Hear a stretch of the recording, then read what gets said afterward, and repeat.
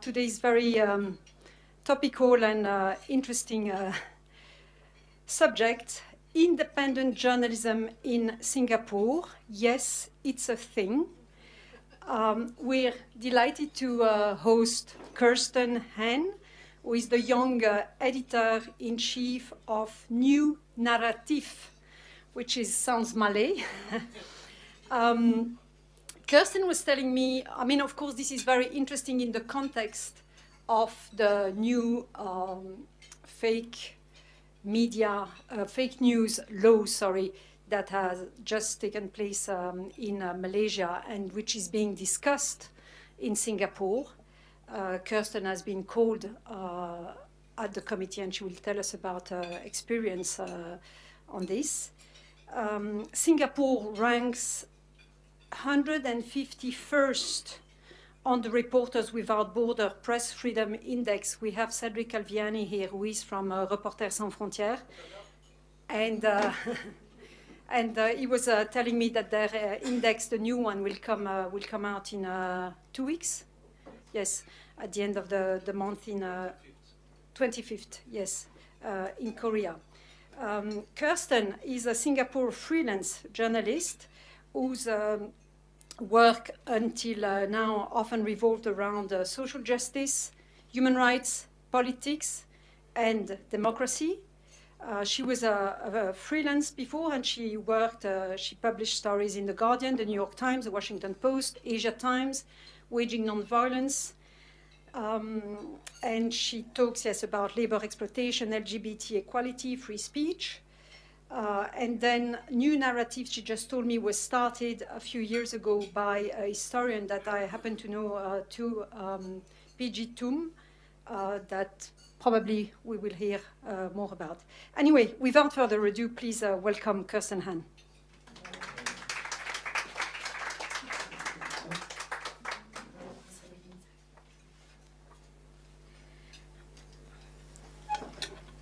So I'd just like to thank the FCC of Hong Kong for having me here.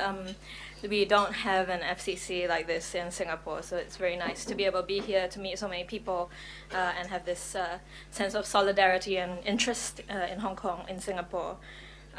Just to say hello to all my fellow journalists, to the organizations here. I believe the Singapore Consul to Hong Kong is here as well, so perhaps later in the Q&A, if you want a different perspective, they might be interested in answering some questions. So why I wanted to talk about independent journalism in Singapore is because I think a lot of things about Singapore, there are some stereotypes that, we always hear that we are wealthy, developed, advanced, everything works well, very efficient, we really don't like chewing gum. Not actually true. A lot of stereotypes as well about politics and control, that there's this social compact between the people and the government, the people are okay with all these kind of different measures that are brought in. And to some extent that is true, there is a lot of support for the government, but there is a lot of nuance and a lot of kind of complexity on the ground that I see, because when we read stories about Singapore, particularly in the international press, it tends to kind of obscure the sort of activity and civil society activity that happens on the ground, because it's not very big, it's not very visual, it's not very media friendly. A lot of the time it's very small, very, very small kind of ad hoc grassroots kind of events. So people don't really know it, and even Singaporeans don't really know about this. You kind of need to have that sort of in, which I'm very lucky to have. And so that's why I wanted to talk about this.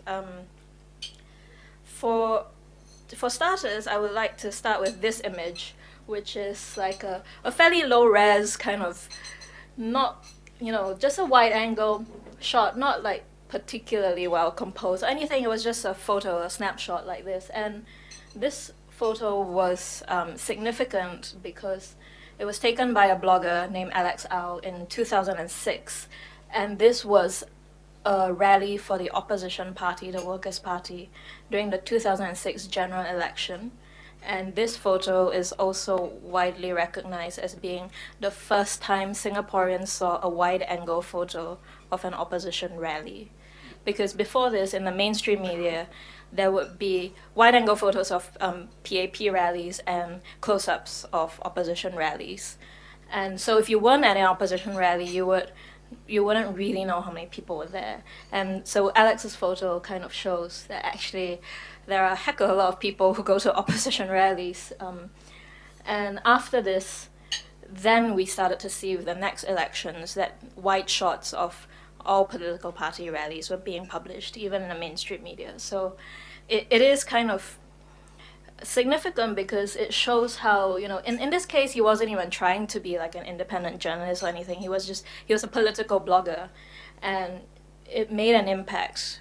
And so a lot of all our independent media, or all the groups that I would call independent media, are online because under Singapore law, like the Newspaper and Printing Presses Act or the Broadcasting Act, it would be very difficult to get a license to be independent media and traditional media. So these are all online media outlets. And they do, in their own ways, have an impact because they kind of hold the mainstream media kind of accountable to a degree, because if the coverage between what the online media is saying and the mainstream media is saying is too different, then that loses credibility all around, particularly the mainstream media. So it allows the mainstream media journalists to also then use it and say, look, you've got to let us cover this, because otherwise, if we don't have it and the online citizen does, it looks very obvious, right? So we have in independent media, mostly when it started, it would have been kind of citizen media, amateur media, so volunteers rather than professional journalists. So we had sites like The Online Citizen, which is still going today, and then we had other ones at the time. It was like Temasek Review or Temasek Review Emeritus after a while it was called. And these were really powered by volunteers and contributors. And in 2010, I started with The Online Citizen as a volunteer. First just as a flunky to hold a camera, and then the editor discovered that I can write as well, and then I got sucked in until I, at one point, was completely unintentionally editor, at one point a deputy editor. And so a lot of young journalists I know of my kind of generation also were volunteers off and on for Online Citizen. Like if they were journalism students during the elections, they would write for the Online Citizen. And that was how we kept it going. It does mean, though, that it's difficult to reach that sort of sustainability in terms of quality and in terms of resources. But I'll talk about that a little bit more later. But we have also now, in more recent years, efforts at professional independent journalism coming up in Singapore. So we had, outlets like Inconvenient Questions was an attempt by a former journalist to set up a video, so online but video, kind of platform where he would invite people from all walks of life to come in and well, as you can see from the name, ask them inconvenient questions, and he would put that up online, and they were running that for a while. Then we had things like 66, which was more like a sort of magazine publisher and former journalist set it up. It was like a more current affairs, but also covered lifestyle and things. Then we had things like the Breakfast Network, which then later shut down, and the same people again opened up the Middle Ground, which was kind of fronted by a former Straits Times journalist who had retired from the Straits Times, and she was kind of mentoring young Singaporeans, young journalists to write for the Middle Ground. And then we have things like Mothership, which when it started was kind of that sort of edgy, slightly more BuzzFeedy type of, you will not believe what happened here, and there, And so all these sorts of outlets have come up. And it's great because it's opened up a lot of space for different perspectives. It's opened up space also for young journalists to see a future that isn't about working for either the Singapore Press Holdings, which dominates the print media, or MediaCorp, which dominates the broadcast media. So it was more like young journalists that I meet in Singapore today feel like they have kind of more options than going into this mainstream media. But it is very difficult. So this is an article from 2017 that says, after the last election in 2015, a third of the social political websites that were running during that election period were no longer active. And that definitely, from our experience at the Online Citizen, in 2015, I went back again to help them with their coverage during the during the election, that's definitely what we see, because during the election there will be an influx of volunteers and influx of interest, and you suddenly have many, many hands on deck, and then the moment the election ends, everybody goes back to their lives, and it's difficult to sustain. So I mean, that's even true of my experience. During the elections, I went back to help with the Online Citizen, and then after the elections, I had to go back to work. And so these are some of the challenges that stop independent journalism from flourishing more, because it's really difficult on a day-to-day basis, and it doesn't even need to be kind of government clampdown or oppression. It's just kind of the market and the context and the situation on the ground that makes it very difficult to sustain this sort of work. So in terms of regulations, we have things like the Media Development Authority, now known as the Infocom Media Development Authority, has a licensing scheme for online media that they brought in to, it was justified as bringing the online media on par with the regulation of the mainstream media.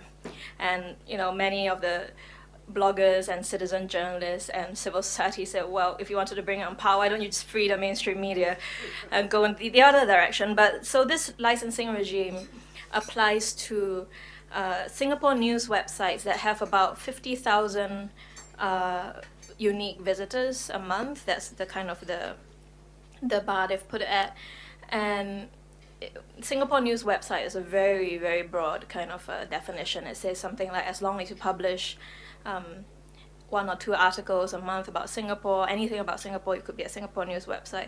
It requires these websites to put down a $50,000 performance bond, and you also have to commit to remove content in breach of the standards within 24 hours. Otherwise, you lose the 50,000 bond. So most websites in Singapore will not be licensed under this, because a lot of them are simply not big enough.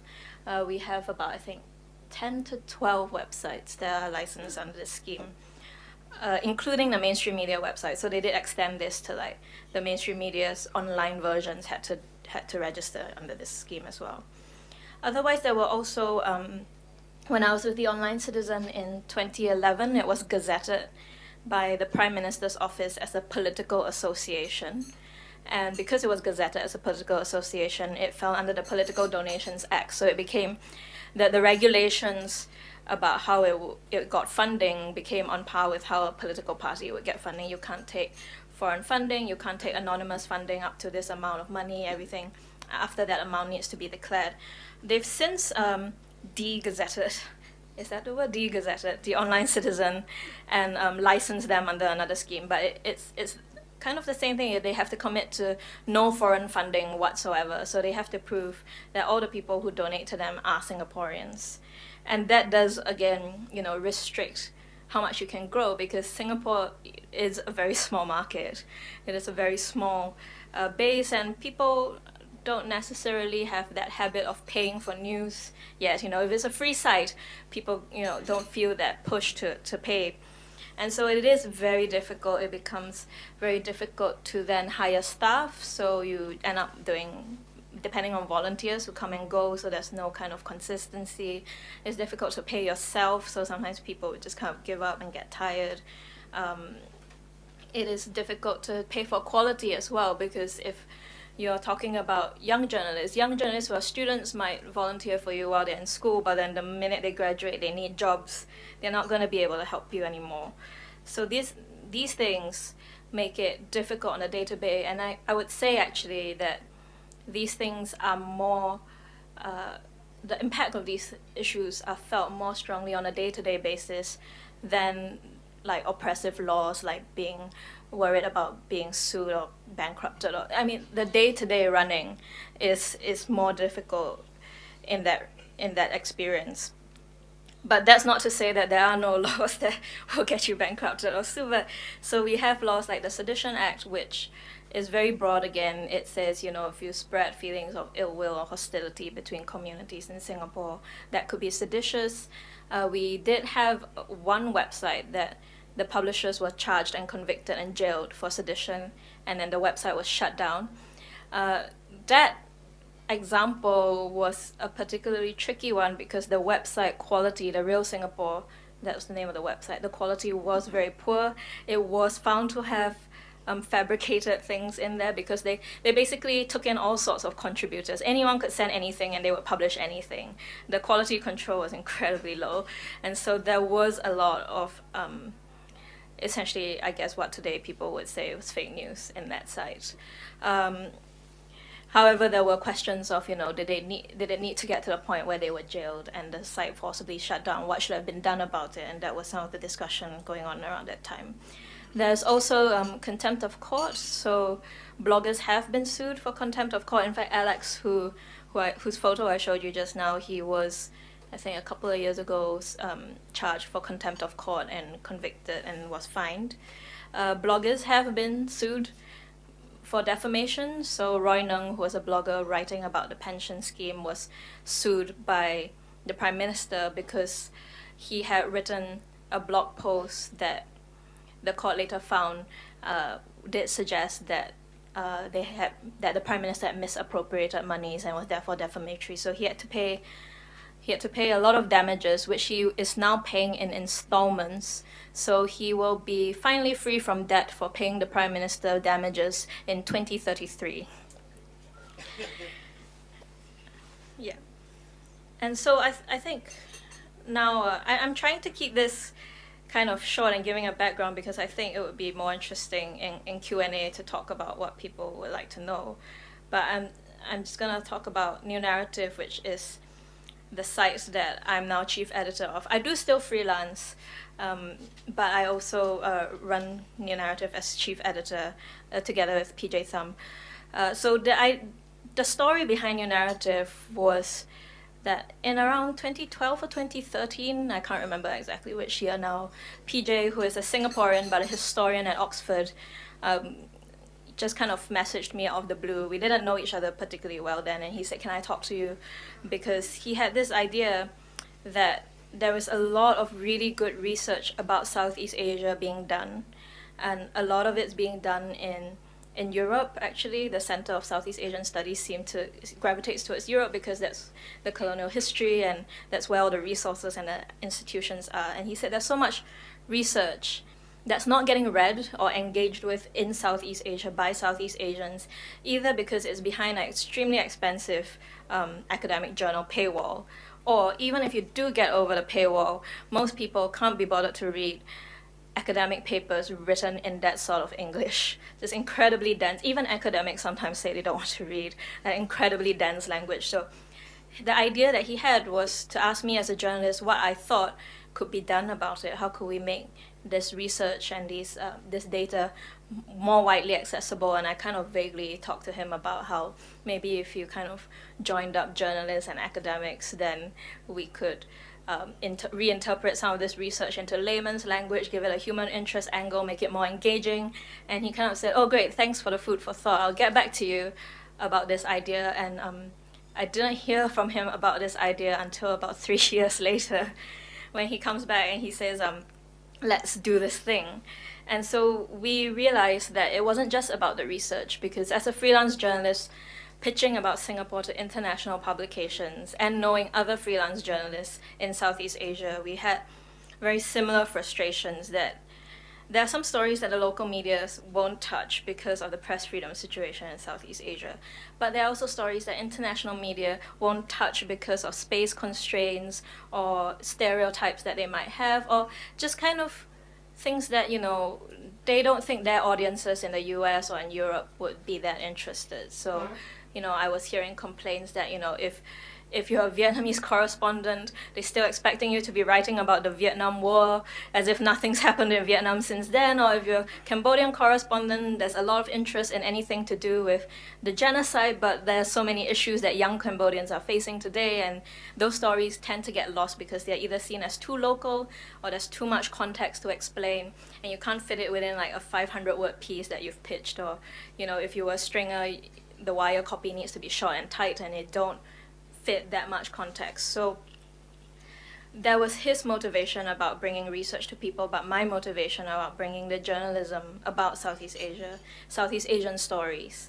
And then we were joined by Sunny Liu, who is a Singaporean cartoonist and graphic novelist, who wanted to provide a platform for Southeast Asian artists and comics artists to showcase their work. So that, he can give them a bigger platform to be recognized, to get credit for their work. So the three of us kind of decided, that's why when you look at New Naratif, there's journalism, research, and comics, because we publish across these mediums. We also decided that it was just important to have, as much as possible, local stories. We are open to a wide range of issues. So we don't actually have particular topics that we ask people to write about. We don't have staff writers either. We just completely work with freelancers within the regional network. We tell them we are open to a wide range of things. You try to pitch us, but what we want to know when you pitch us is what additional insight or deeper context, richer history does this story have that, is either underreported or not reported elsewhere. So we want to go deeper. We are not interested in reporting events. So for example, if there's a museum opening, we are not interested in the museum opening. But if the museum is the first anti-colonial museum of Indonesia, then we are interested in that, because how does that then factor into Indonesian people's engagement with their colonial past, and how do actual countries decolonize? What is that process? We talk about it. So we want always to go a little bit deeper, and we have that luxury because we decided from the outset that we would not do daily news. We can't, with the resources that we have, we can't beat other media on their own turf. And so the logical thing for us is, if we can't beat them at their own turf, we will take the turf they dare not stand on or cannot stand on. And so we decided that at the moment we publish only twice a week, so on Mondays and Thursdays. And we publish in English, Bahasa Indonesia, Bahasa Malaysia, and occasionally when we have a very enthusiastic volunteer, he just picks stories out of our site and sends it to us in Vietnamese. So we put that up as well. So we wanted this because we wanted to emphasize that it is a Southeast Asian platform, that it is about cross-border kind of solidarity, and also recognition that a lot of the issues that one country faces has parallels or echoes in other countries. That's why we also deliberately, unlike other Southeast Asian sites that we looked at when we were looking at designing the website, we do not provide the drop-down that categorizes content by countries. Because we noticed that when that happens, everybody just clicks to their own country and never leaves that section again. So we deliberately do not do that. If you want to look at our page, you will have to look at all the content across Southeast Asia, and you probably will learn something about a different country that has a very similar echoes to what's happening in your country. So for example, we published a piece some time back about how young Vietnamese are seen as politically apathetic. And it was actually a piece that had been censored out of the Vietnamese English state media, and the journalist sent it to us, and we published it.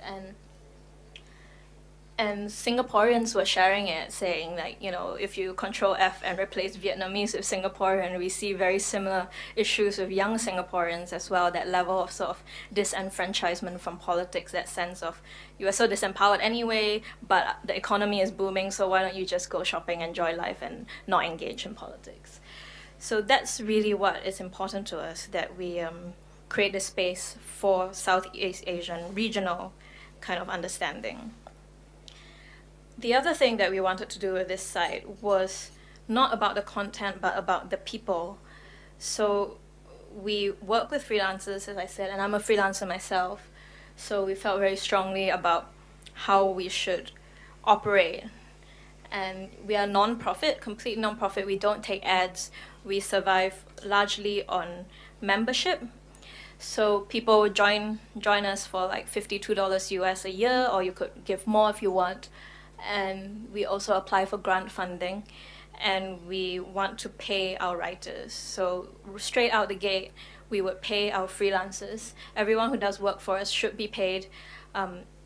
We believed in this so strongly that we paid our freelancers before we paid ourselves, because it was just kind of the sense that it's just not fair that so many freelancers do such good work but live such precarious lives because it takes like 3 months to get paid, 6 months to get paid, 1 year to get paid. I'm still waiting on invoices for things that I've done last year. But my power bill comes monthly, right? It doesn't.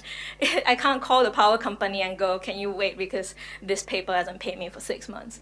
And so we created that that all these freelancers would get paid. We also created a sort of like a channel where everyone gets like a group chat and everyone talks together. And we specifically said we don't mind if you talk about things outside New Naratif. So people actually go into that group chat, they exchange editor contacts for other publications. We started a spreadsheet, so like these are good editors who like reply to your email and pay you on time, and these are bad editors who never reply to your email, and then 6 months and you still don't get paid and nobody knows what's going on.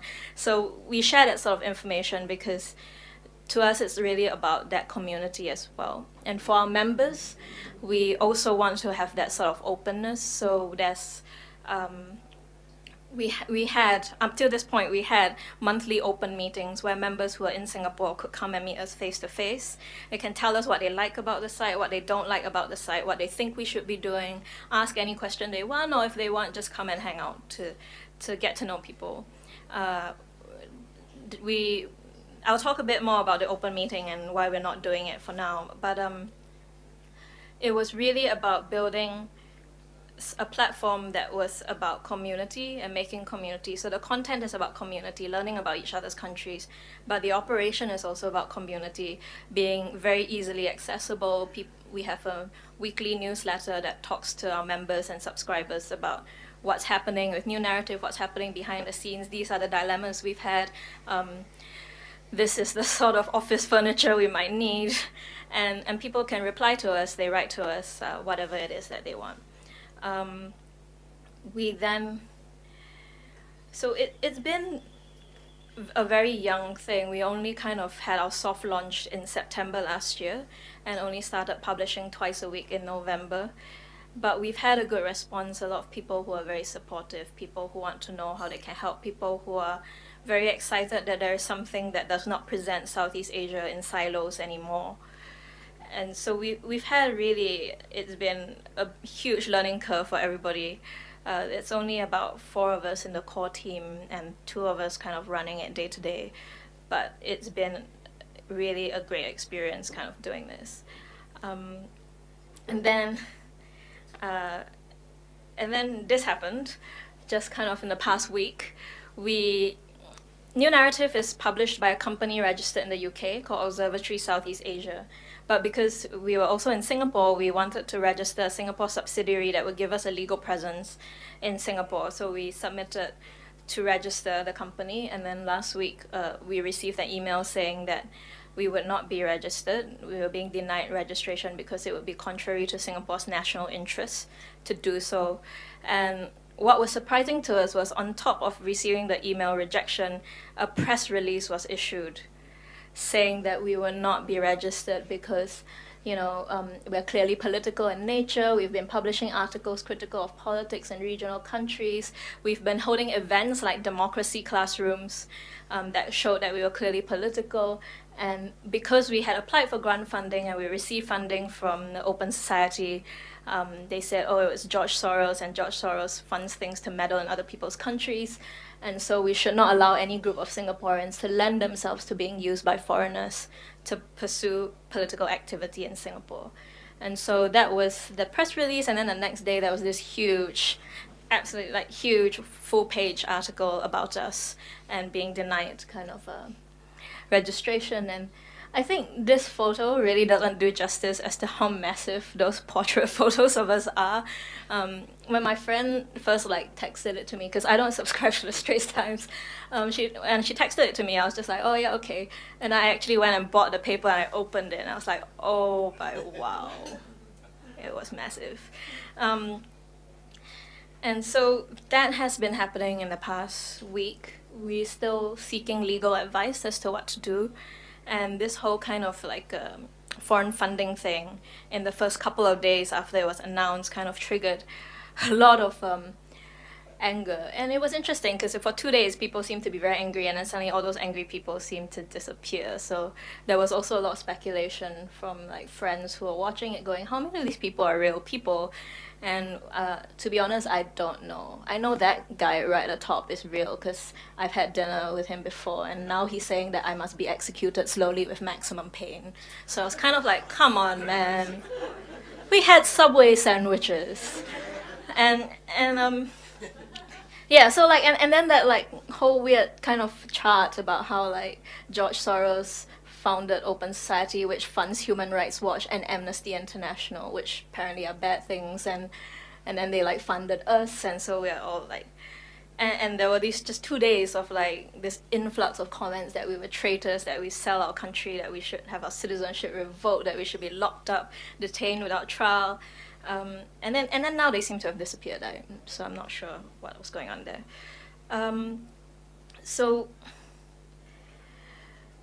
we also, because this then kind of brought up this whole like what is local and what is foreign, which I feel as editor-in-chief of New Naratif, and you've seen the sort of content that we post, that it's very difficult because New Naratif's ethos is that we are regional and that we are interested in each other's countries, and that there are things that we can learn from each other, that there are parallels.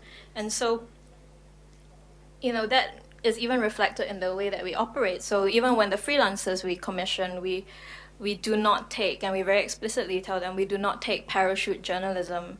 So if you pitch me, you should either be able to show that you have deep knowledge of the country or the city you're pitching about, or that you actually live there. So I've had pitches where people are like, you know, I'm usually based in Taiwan, but I will be in Myanmar for 3 weeks. What do you want? And I say, I don't want. Well, not that I think you're a bad journalist, but I don't need, I have Burmese journalists for this. So we do that. It was very important to us to do that because that's how you get the context and the perspective. We also said then that we would take journalists who had no journalism experience, because what I found and felt very strongly about when we were starting New Naratif is I would open up these like Southeast Asian magazines or news websites, and all the bylines would be a series of kind of white names. And nothing against those journalists, they are very good journalists, and we also commissioned them because they pitch great stories. But we wanted to kind of change that a little bit. Can we get more local writers, more Southeast Asians writing about Southeast Asia? Because if there is no space and no platform, how are they ever going to get their start? I know how difficult it was to get, you know, editors to remember my name and commission my pitches when I was just starting out and basically co-pitching everywhere for like $20 an article. So, and I'm lucky because I actually come from a country where I speak English as my first language. What about Indonesian journalists, Cambodian journalists, Burmese journalists who just seem to be forever fixers and never get their own stuff published? So we take that as well. It does mean that we get a lot of drafts that require a lot of work. We get drafts that should be 1,500 and then it arrives and it's 2,500. We get drafts that are like 2,000 words and there isn't a single interview in it. And then we have to write back and we're like, this is how you do feature journalism. This is how you go and talk to this person. No, you actually have to leave your house and go and talk to this person. And we do that. So it's like, I was talking to someone about this at the conference the other day, and they said, oh, so it's like journalism masterclass over email. And I said, yes, kind of. We also then had we had to create a pitch form, because then we realized that very young local journalists are not in that culture of pitching, because you know, there's not that many places to pitch to locally, and they never approached international publications before. So we actually had to create a pitch form that broke it down. What is your story title? What is it? Who are you going to talk to? And make it easy for them to tell us what they want to say. Then we also got consulting editors in Malaysia and Indonesia. So for example, the Indonesian editor now takes pitches in Bahasa Indonesia, so that we try to remove that barrier where if you really are uncomfortable with English, pitch it in your local language, file it in your local language. She will edit it, and then she will translate it to English, and I take a look at the English ones. And between us, we work out and we publish both English and Bahasa versions. So that's very much what a New Naratif is trying to do. And very much what we hope to continue doing. So we've suspended our offline events like the democracy classrooms and the open meetings for now, because we're still talking to lawyers about the implications of not being allowed to register and of being so publicly branded as political. But we are going to just keep publishing twice weekly for as long as we can, and as long as we have content. As long as our contributors are happy to write for us, I'm happy to publish their good work. And so we still have stories coming in, we still commission people. And so that's New Naratif. But also, just before I end, I thought I would talk a bit, as Florence said, about the developments in Singapore, about laws that have come in or might be coming in that would be of concern to independent journalism. So one is a law that's already passed. It's called the Public Order and Safety Special Powers Bill, which will replace the Public Order Preservation Act. And it's a bill about giving the authorities and law enforcement power in serious incidents, which largely have to do with terrorism. So like in terrorist attacks, what should the police be able to do? But what triggered a lot of concern among civil society groups is that if you look at the list of illustrations of what could potentially be a serious incident, I think the screen is a bit small, so I'll read it out. It says, a sit-down demonstration for a cause attracts a large group of sympathizers who voluntarily join the sit-in. For over a week, the group grows and the demonstrators start to occupy the paths and other spaces in the central business district. Their presence starts to impede the flow of vehicular and pedestrian traffic and interfere with normal trade or business activities in the area.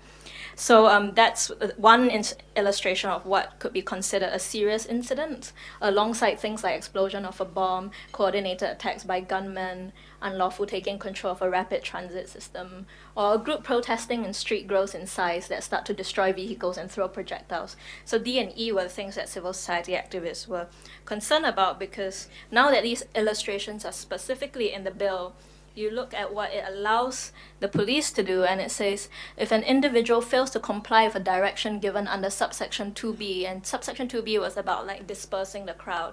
If they tell you to disperse and you don't disperse, the police officer may use such force as is reasonably necessary to ensure compliance with that order, including the use of lethal weapons.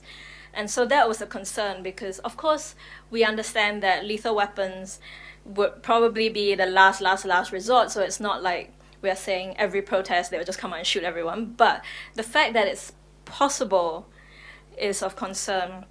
And then the Public Order and Safety Special Powers Bill went on to say that there will also possibly be communication stop orders, which is where the media then perks up there. And Reporters Without Borders issue a statement on this, that the commissioner can issue a communication stop order that would outlaw the making, exhibiting, or communicating of relevant films, pictures, text, or audio messages. So basically reporting, if you text, and not just reporters, but individuals, if you took photos, if you posted on Twitter, or if there was a live broadcast, or, photos, that would also not be allowed.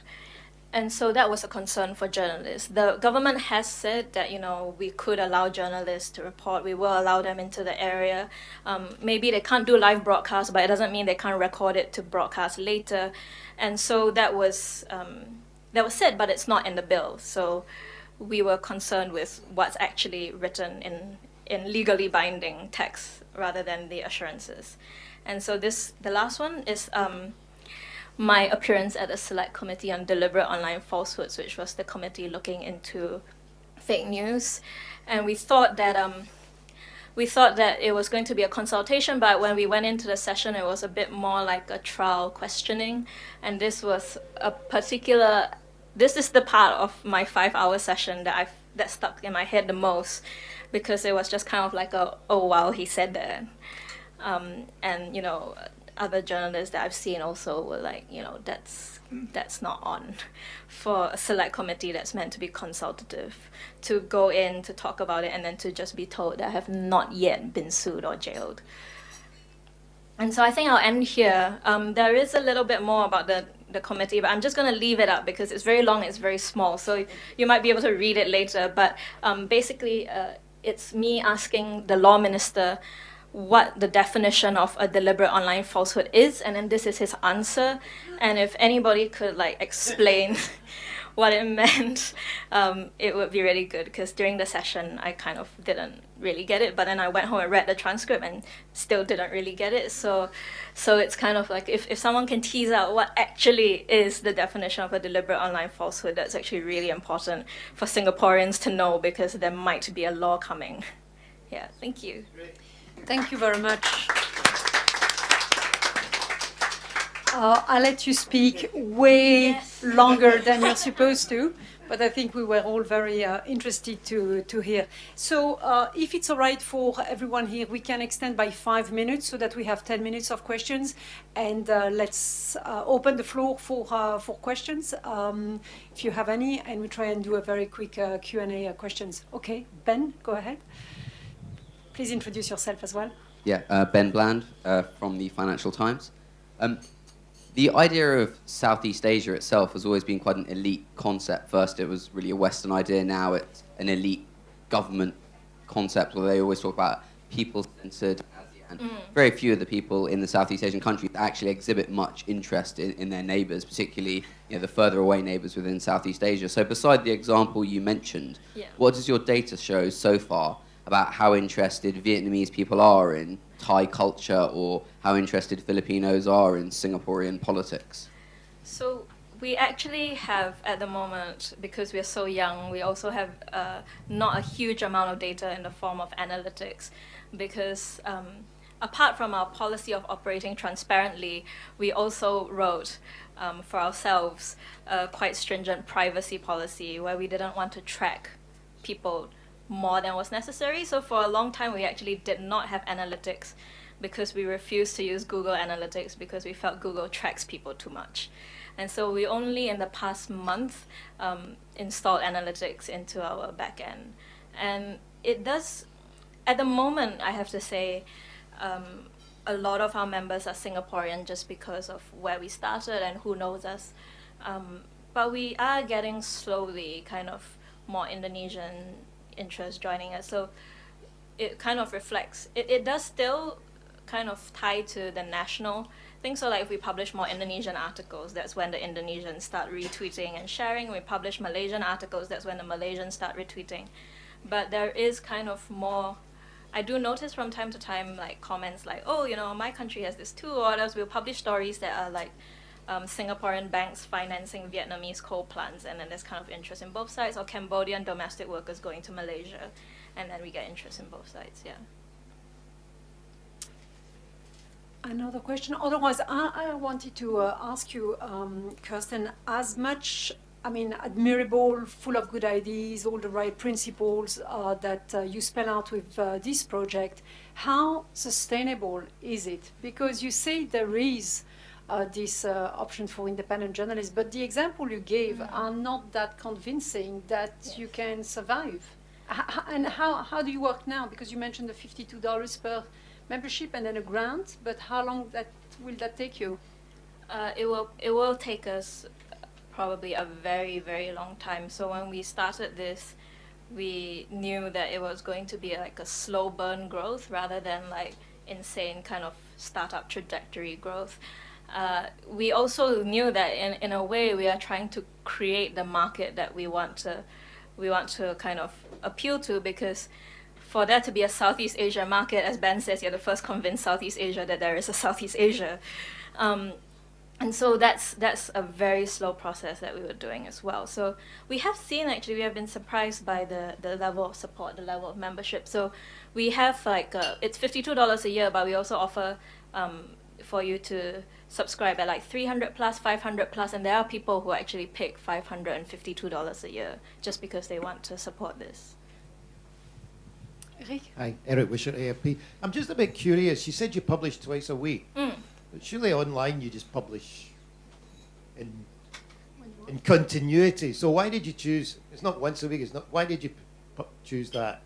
Why don't you just update or add things as they come emerge? Well, because if we publish once a week, it felt too little. But if we publish more than twice a week, I would literally never be able to sleep again. because we're all doing this on top of our day jobs. So we felt like if we have a sort of steady schedule to show that we are committed to publishing, because if we only publish things as and when they come in, it might be like a spurt one time and then quiet, and then it makes us look very inconsistent. So we said we commit to twice a week, and it also allows us to plan budgets. So like this is how much we're going to be paying our freelancers, so we know how much we're going to be spending. Yeah. Oh, Kirsten, Karen Co. I'm a freelancer. I met you before and I told you I worked for the state-run television station Yes. 30 years ago. And it seems like not much has changed as far as government policy goes. Have you ever heard, seen, had a single encouraging word from the government? I mean, they always say they want to encourage creative industries, more diversity, outlets for Singaporeans, but honestly, has anything changed at all? I don't know, maybe the Singapore consul would like to say something nice, but I guess we have, what I've seen that's encouraging has come from the people. So young journalists who are very committed, who want to do more.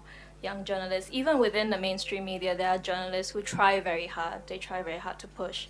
There are editors I know who do try very hard. So even within the system, I see that sort of kind of encouraging sign, but the system itself, I haven't really seen that much. Yeah. Next question. It's more like a comment that I talked with. Introduce yourself, Ed, please. It's Ed Chin. I write for Apple Daily, and I'm with the Press Freedom Committee. Some journalists I talked to just very recently, they are more like hardcore writing stuff that you are writing now. They have a creative idea is to mix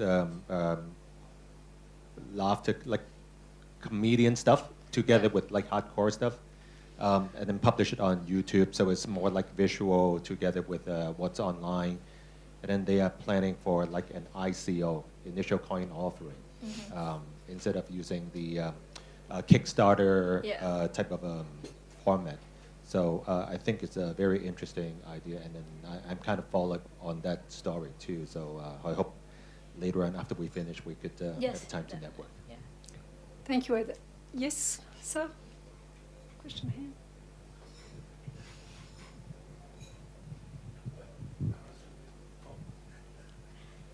here.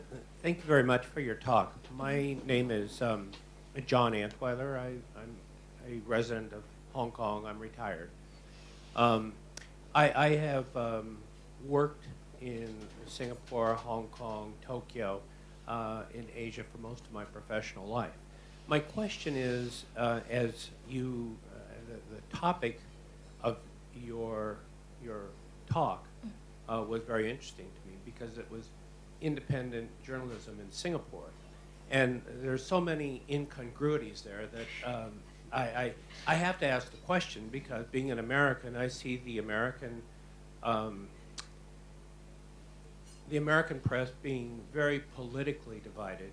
And I'm wondering, when you look at independent journalism in Singapore, is it politically divided?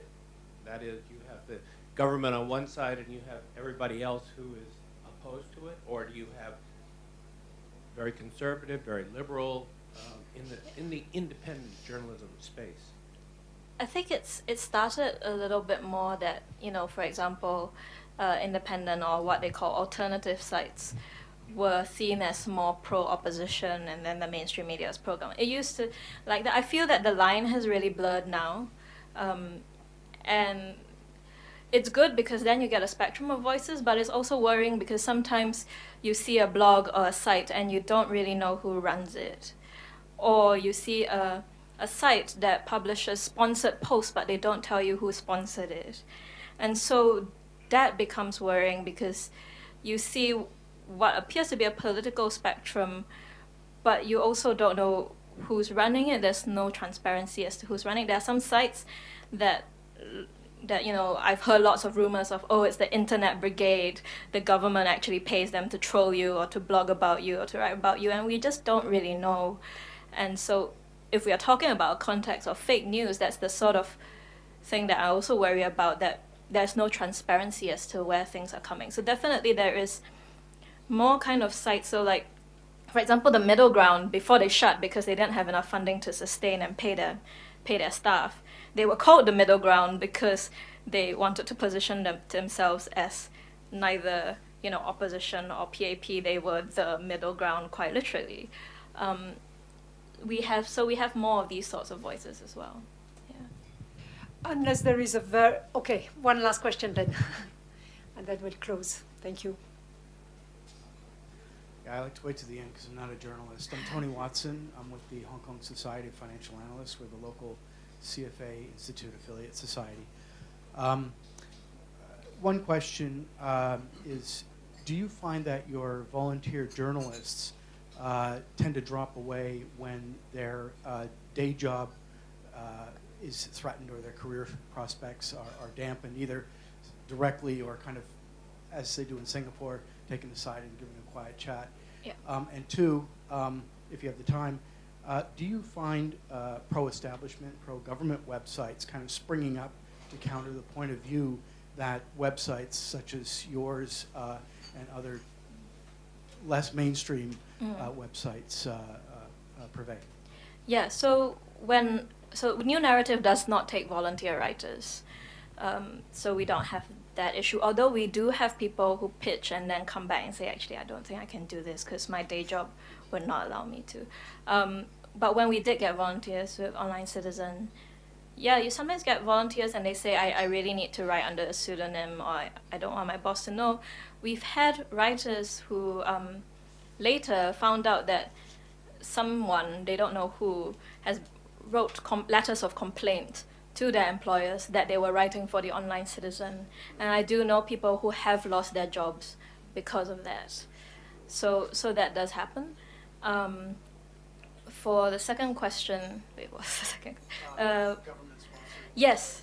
So just last night I was like preparing for this talk, and I was looking around. I came across an article that was in the mainstream media, it was in the Straits Times in 2007, where the government, the PAP, the party, openly says that, yeah, we do run teams who respond to criticism anonymously online, and we do run blogs that respond to criticism anonymously online. And that was over 10 years ago. So I would be surprised if they've stopped doing that. I would have imagined that perhaps it just gets more sophisticated. Well, thank you very much, Kirsten, for your talk and for the work you do there for journalism. And I'll just give you a little token and a souvenir from the FCC. Thank you.